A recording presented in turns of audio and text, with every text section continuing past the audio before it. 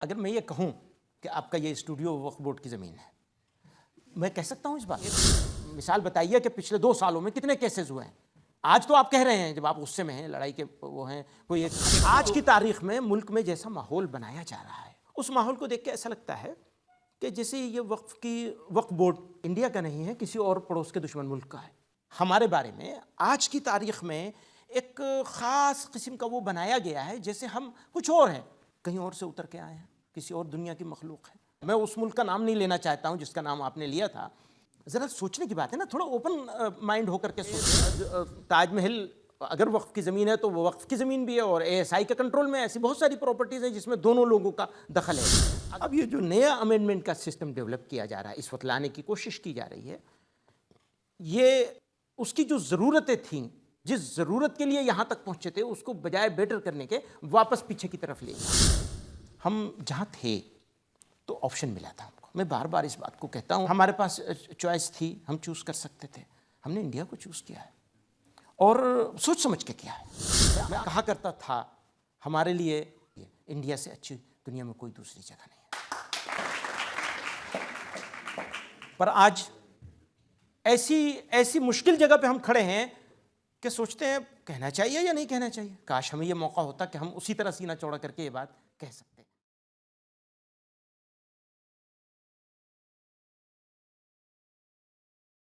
जिसकी आजकल बहुत चर्चा है, वो भी 100 साल पुराना कानून है, वो है वक्फ को लेकर। और वक्फ बोर्ड के कानून में जो अमेंडमेंट किए जा रहे हैं, ये आउटडेटेड सोच की वजह से उनको एक्सेप्ट नहीं किया जा रहा। देखिए, एक तो ये सवाल कि 100 साल पुराना कानून है, ये सवाल गलत है। ये कानून तो अभी अमेंड हुआ है, 95 वगैरह में कुछ इसके ऊपर काम हुआ है। एक बात ये है। दूसरी बात ये है कि औकाफ है क्या, इसको समझना ज़रूरी है। हमारे भारत में ख़ास तौर से लोगों का एक मिजाज है, सब मज़हब वालों का, कि वो दान करते हैं गरीबों के लिए।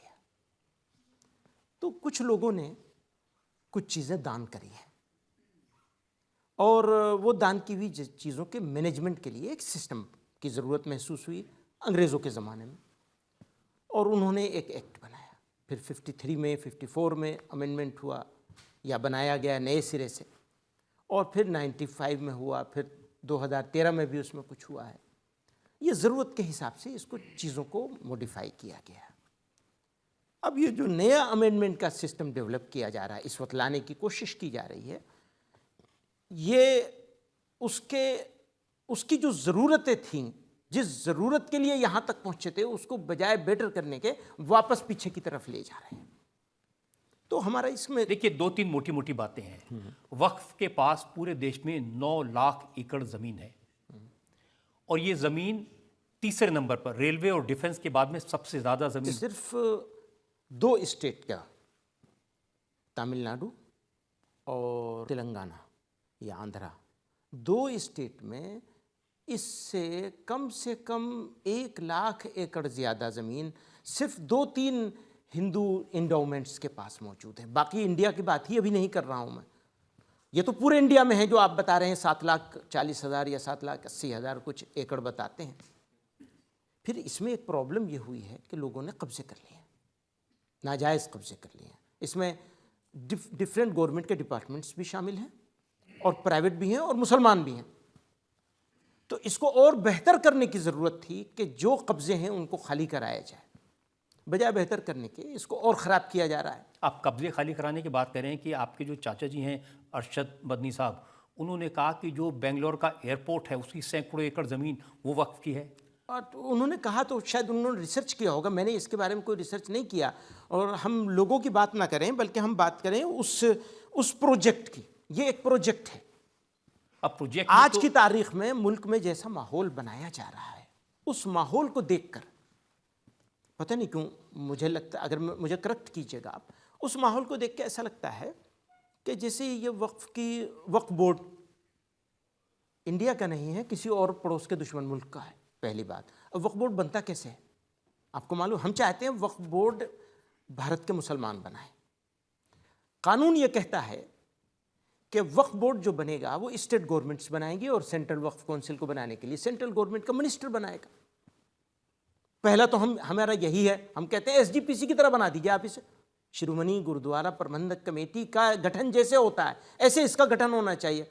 आज तक ऐसे गठन नहीं होता है, सरकारें अपनी मर्जी के लोगों को बिठा लेती हैं सिलेक्शन करके, वो कुछ थोड़ा सा एक पार्ट है उसका इलेक्शन का कि मुतवल्लियों के यहाँ से एक मेंबर आ जाएगा, फला जगह से आ जाएगा। तो ये एक बड़ी लंबी डिबेट है, इसको बेहतर करने की ज़रूरत है, लेकिन आप तो बदतर करने पे उतरे हुए हैं इसको।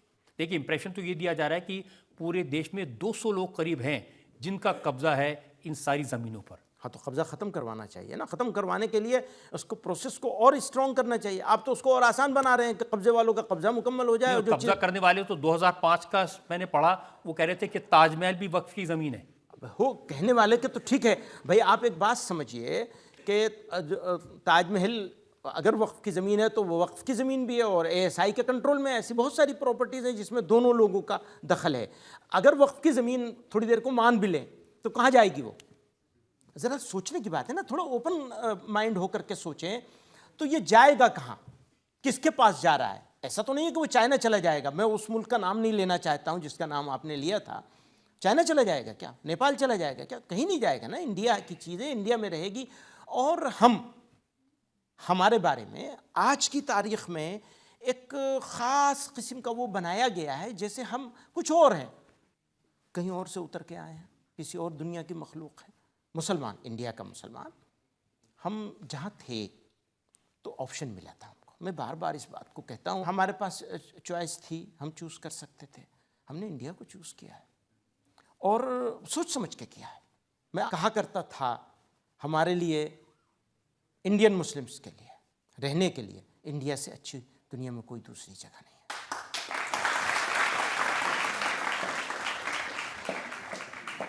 पर आज ऐसी मुश्किल जगह पे हम खड़े हैं कि सोचते हैं कहना चाहिए या नहीं कहना चाहिए। काश हमें ये मौका होता कि हम उसी तरह सीना चौड़ा करके ये बात कह सकते हैं। तो उस सिचुएशन से तो निकालना आप ही लोगों का काम है। अब शायद ये परेशानी तो नहीं कि सवाल पूछे जा रहे हैं, ये पूछा जा रहा है कि तमिलनाडु में एक गांव 1500 साल पुराना था, वहाँ एक भी मुसलमान नहीं रहता है, सारी हिंदू आबादी है, वहाँ मंदिर है, उसको कहा जा रहा है ये वक्फ बोर्ड की ज़मीन है। अच्छा, अगर मैं ये कहूँ कि आपका ये स्टूडियो वक्फ बोर्ड की ज़मीन है, मैं कह सकता हूँ इस बात को? कोई मान लेगा? और क्या ये सिस्टम, कोई सिस्टम इसके लिए मौजूद नहीं है? ये जितने भी ये कोर्टें बनती हैं ना, ट्रिब्यूनल, स्पेशल ट्रिब्यूनल के ऊपर ये प्रॉब्लम है, बात ट्रिब्यूनल में जाएगी। ट्रिब्यूनल कौन बनाता है? नॉर्मल कोर्ट होता है। किसी नॉर्मल कोर्ट को एक स्पेशल एक्ट के तहत ट्रिब्यूनल डिक्लेयर कर दिया जाता है कि ये वक्फ का ट्रिब्यूनल है। उस ट्रिब्यूनल में जो जजमेंट देने वाले लोग होते हैं वो मैं नहीं बैठाऊंगा वहाँ, आप नहीं होंगे कि भाई चलिए आप ये दो मुसलमान हैं, इन्होंने मिलकर जो चाहे कर लिया। वक्फ बोर्ड का मतलब ये आप यही निकलता है ना कि मुसलमान ये सब चीज़ पर कब्जा कर लेंगे। और एक अगर कोई इंसिडेंट ऐसा कोई गलत हुआ भी है तो उनके कहने से थोड़ा ही हो जाएगा, पूरा एक प्रोसेस मौजूद है। वक्फ के बारे में इंप्रेशन तो ये क्रिएट किया गया है कि वक्फ ने जहां रुमाल रख दिया वो जमीन वक्फ की हो गई। बताइए, मुझे इसके ऊपर आप बाकायदा अलग से इसके ऊपर डिबेट करा लीजिए, मैं इस तैयारी के साथ आऊँगा, आपको बताऊँगा कि वक्फ के दावे कितनी जगह पर थे और किस तरह से उसके खिलाफ फैसले हुए। ये जो ट्रिब्यूनल है, ये ट्रिब्यूनल ही बहुत सारे ट्रिब्यूनल स्पेशल एक्ट के तहत बने हुए हैं, सिर्फ औकाफ का नहीं है, और भी चीज़ों का है, इनकम टैक्स का है, फला का है, फला का है। तो इसका मतलब ये थोड़ी होता है कि वो मेन स्ट्रीम सारी चीज़ों से बाहर हो गया, ऐसा बिल्कुल नहीं है।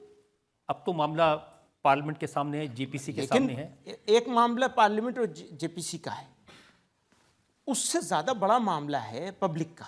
पब्लिक डिस्कोर्स में ये बात है कि ये तो इनकी नाजबरदारी हो रही है और ये कहीं और जा रही हैं सारी ज़मीनें, और वक्फ बोर्ड भी कहाँ से बन रहा है?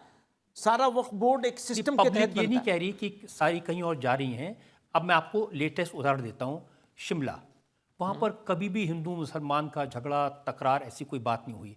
एक साहब ने वहाँ एक जगह पर 4 मिला मस्जिद बना ली और उसको लेकर के लोग सड़कों पर हैं और प्रोटेस्ट कर रहे हैं। लोग कह रहे हैं कि बाहर से लाके रोहिंग्या और बांग्लादेशी मुसलमानों को यहाँ बसा दिया, उन्होंने हमारी तहबाजारी पर कब्जा कर लिया और मुश्किल हो गई। देखिए, एक ये पर्टिकुलर मैं शिमला की बात पर आपको जवाब दूं तो वो बिल्कुल वहाँ फोकस हो जाएगा।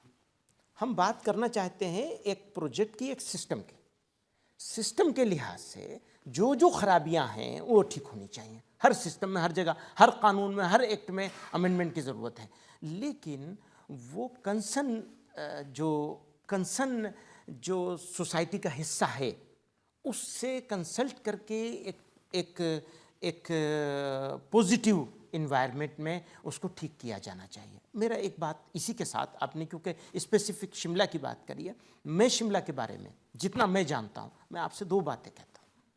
एक बात ये, इलीगल कंस्ट्रक्शन के दो हिस्से होते हैं। एक होता है परमिशन ली, थोड़ा ज़्यादा बना लिया, उसके लिए भी सिस्टम में मौजूद है, या तो तोड़ा जाएगा उतने हिस्से को, या उसको वो डैमेज वगैरह लगाकर, जुर्माना लगा करके उसको रेगुलराइज किया जाएगा, जो एक नॉर्मल सिस्टम है। उस सिस्टम में जो चीज़ चाहे इंडिविजुअल का हो और चाहे सोसाइटी की हो, किसी की, सबके लिए एक कानून, एक सिस्टम मौजूद है, उसके ऊपर इम्प्लीमेंटेशन होना चाहिए, किसी की कोई रियायत नहीं होनी चाहिए। अब बात आती है उसकी कि तहबाजारी पर कब्जा कर लिया है, अच्छा, और रोहिंग्या है, तो किसी को मुझे रोहिंग्या बताना तो बहुत आसान है, बस वो एक ख़ास पहचान है मेरी तो मैं रोहिंग्या हो गया। तो ये तरीक़ा गलत है। आप एक सिस्टम में जाइए, आप देखिए इंटेलिजेंस एजेंसीज मौजूद हैं, सारा कुछ मौजूद है। अगर कोई आदमी दिल्ली का है, अभी आप देख रहे हैं कितनी सारी जगहों पर कितने सारे हो रहे हैं, चमोली में हुआ, 50 साल से एक आदमी वहाँ रहता है, उसको भागने पे मजबूर होना पड़ा, उसका कोई कसूर भी नहीं था, एक आदमी ने गलती की है, पूरे समाज को आप सज़ा देंगे। और मेजोरिटोरियन सोच के साथ ये तो शायद मुल्क के लिए अच्छा नहीं। देखिए, एक सोच है जिसको आप एक्सप्लेन कर सकते हैं। सोच ये है, उत्तराखंड में बहुत सारी ऐसी जगह हैं, हिमाचल का जिक्र हमने किया, गुजरात में कुछ ऐसी जगह है जिनके बारे में इंप्रेशन ये है कि यहाँ पर मुसलमानों को दूसरी जगहों से लाकर बसाया जा रहा है। उनमें बांग्लादेश से आए हुए लोग हैं, उसमें रोहिंग्या मुसलमान हैं, और इन इलाकों की डेमोग्राफी बदली जा रही है। अगर कहीं, अब चमोली का किस्सा है, कितने फैमिली थे वो देख लीजिए आप, यहाँ का किस्सा है जहाँ अभी इस वक्त आप बता रहे हैं, वहाँ देख लीजिए कितनी फैमिलीज हैं और बिजनेस में कितना है, सर्वे करा लीजिए, आपकी तो टीम मौजूद है, पता चल जाएगा आपको कि टोटल कितना है और उस टोटल में ये लोग कितने हैं। अच्छा, इसमें से पुराने कितने और नए कितने आए हैं, और इतने कोई बिजनेस करने कहीं पहुँचा है तो वो कहाँ से आया है, वो कहाँ से आया है, उसका बैकग्राउंड क्या है, इसको तो एक पूरा सारे स्टेट की सारी एजेंसीज मौजूद हैं, सारा सिस्टम मौजूद है। और उसको लोग बहुत सारी चीज़ों से जोड़ते हैं, बोलते हैं कि इन लोग के आने से लॉ एंड ऑर्डर सिचुएशन खराब हुई, इन लोग के आने से आए दिन यहाँ झगड़े शुरू हो गए। अच्छा, अब ये मैं इत्तेफाक से देख रहा था, शायद आप ही के चैनल पर कुछ 4 दिन पहले, कि वो वहाँ का लोकल आदमी ये कह रहा था कि भाई ये कोई एक मिसाल बताइए कि पिछले 2 सालों में कितने केसेस हुए हैं। आज तो आप कह रहे हैं, जब आप गुस्से में हैं, लड़ाई के वो हैं, कोई एक हादसा हुआ होगा तो, लेकिन इससे पहले देखिए ना कि 2 साल में कितने इंसिडेंट्स हुए हैं इस तरह के। वो रख करके सामने हकीकत पर होना चाहिए बात। रियलिटी अलग चीज़ है, परसेप्शन अलग चीज़ है। इत्तेफाक की बात यह है कि परसेप्शन ऐसा बना दिया गया है उसमें। अब आप भी परसेप्शन बना रहे हैं कि कंसल्टेशन नहीं किया गया है। नहीं, हमारा परसेप्शन तो ये परसेप्शन नहीं है, ये रियलिटी है। बताइए किससे कंसल्टेशन किया गया? मैंने तो पार्लियामेंट में जो किरण रिजिजू हैं, जो वो बिल पेश कर रहे थे, उनकी बात सुनी थी। उन्होंने कहा कि इसका बेसिस सच्चर कमेटी की रिपोर्ट है, इसका बेसिस जेपीसी की पिछली रिपोर्ट है, और हमने लाखों लोगों से दिल्ली में, पटना में, बंगाल में कांटेक्ट किया है, कंसल्टेशन किया है। वो कह रहे हैं ना, उनका दावा है। हाँ। और हमारा दावा यह कंसल्टेशन हुआ ही नहीं है, कोई प्रोसेस, कंसल्टेशन का तो एक प्रोसेस होता है और वो प्रोसेस ओपन होता है। वो ओपन प्रोसेस का कोई एक, उन्हीं से पूछ लीजिए, आपके बताएं जरा, वो मैं मान लूंगा। बहुत अच्छी बात। कंसल्टेशन करके अगर बदलाव हो, हाँ, जहाँ ज़रूरी होगा, जो मुनासिब रीजनेबल बदलाव होगा वो तो होना ही चाहिए। मतलब जैसे मैं कहता हूँ एसजीपीसी के हिसाब से होना चाहिए इसका फॉर्मेशन वक्फ बोर्ड का, जैसे एसजीपीसी का होता है। तो ये सारी सजेशंस पार्लियामेंट्री जेपीसी के पास जाएंगी। हम तो भेज ही रहे हैं, जो भी हो सकता है सारा कुछ भेज रहे हैं, और साथ साथ सड़कों पर भी आवाज़ उठा रहे हैं। ज़रूरत होगी तो ज़रूर जाएंगे, सड़कों पे भी जाना चाहिए। ऐसी होता है तरीक़ा, डेमोक्रेसी है, डेमोक्रेटिक तरीक़ों से जो भी करना है वो किया जाना चाहिए। बिल्कुल ज़रूर करेंगे, अगर ज़रूरत पड़ेगी उसको भी करेंगे, किया ही जाना चाहिए।